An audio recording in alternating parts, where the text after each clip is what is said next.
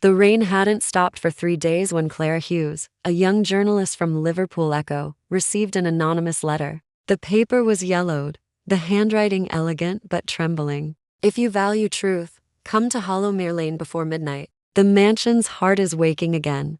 No name, no return address, only a wax seal shaped like an eye. Curiosity was Clara's weakness. The stories of the Hollowmere mansion were older than the city itself. Tales of whispers in the hallways, of light bending strangely inside, of people who entered and came out different. The property had been abandoned since the fire of 1923, when the entire Ashbury family disappeared without a trace. Clara took her recorder, flashlight, and camera and drove through the storm. Hollowmere Lane was overgrown and silent, its cobblestones slick with moss. The mansion rose at the end like a frozen shadow, 4 stories tall, windows blackened by time. As she stepped inside, her flashlight flickered. The air smelled of damp and burnt wood. She whispered into her recorder, Hollowmere Mansion. October 23rd. Investigating claims of supernatural activity. A creak echoed from the second floor, rhythmic, like footsteps. When she followed the sound, the hall seemed to stretch farther than before. Pictures lined the walls, portraits of the Ashbury family, all painted with unsettling precision. Their eyes gleamed as if alive. In the grand parlor, she found something strange, a mirror taller than a door, covered by a dusty black sheet. Written on the frame were words in Latin, Speculum transitum, the mirror of passage. Clara lifted the sheet. The reflection was wrong. The room behind her in the mirror was brighter, warmer, almost alive. She saw a figure standing there, a man in 1920s attire, smiling faintly. Who are you? She whispered.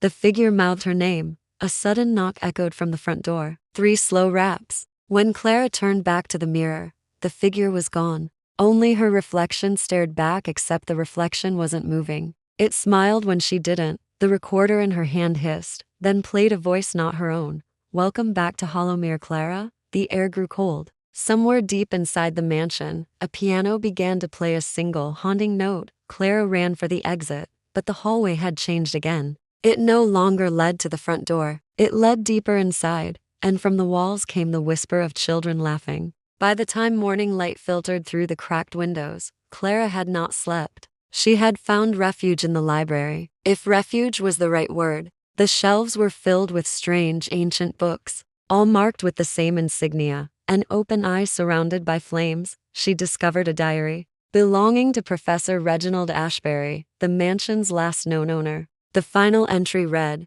"The mirror is no longer a tool, it is a door. The ones on the other side call it the ghost dimension. I fear they want to cross." The handwriting ended abruptly in a streak of ink. Clara set the diary down. The mirror from last night still haunted her mind. Had she really seen someone? Or had exhaustion tricked her eyes? The recorder beeped new audio. She pressed play, her own voice trembling. I am not alone. There are people here. They look like me. But she hadn't recorded that. Suddenly, the mirror in the corner of the library began to hum, faintly vibrating. A soft mist formed around it. The reflection showed her, but behind her stood someone else. A second Clara, watching intently. Who are you? Clara demanded. The reflection smiled. You opened the door. We've been waiting.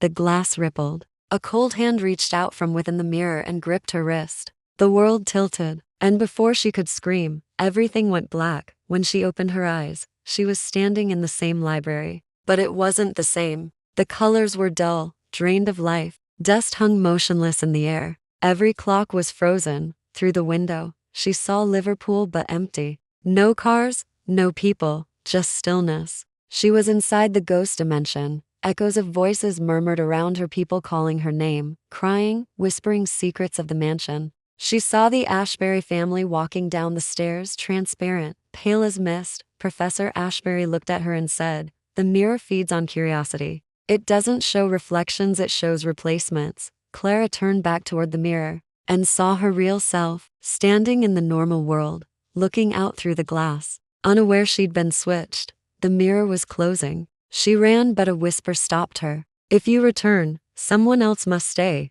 The glass sealed shut, trapping her inside. Clara lost track of time. In the ghost dimension, days and nights bled into one gray, endless loop. She wandered the empty mansion, hearing echoes of laughter and footsteps that weren't hers. Then, one day, she met Reginald Ashbury again, or what remained of him. You are trapped, like us, he said softly. But there's a way out. A trade. The mirror needs a living host to balance the passage. He led her to the great hall, where the mirror pulls like a heart. On the other side stood the other Clara, the version now living in her world. She was smiling faintly, wearing Clara's clothes, holding her recorder. She's perfect, Ashbury said. She believes she's you. Clara stepped closer. I want my life back.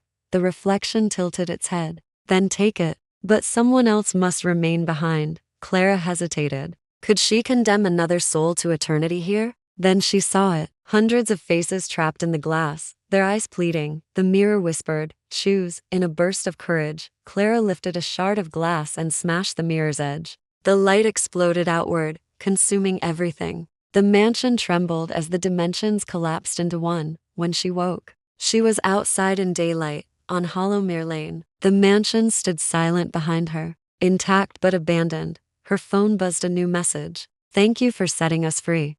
Clara looked into her camera lens to record her final note, and froze. Her reflection in the glass smiled. A second too late. Case file complete, the voice said. The camera flickered, and the mansion behind her slowly faded from view, leaving only mist.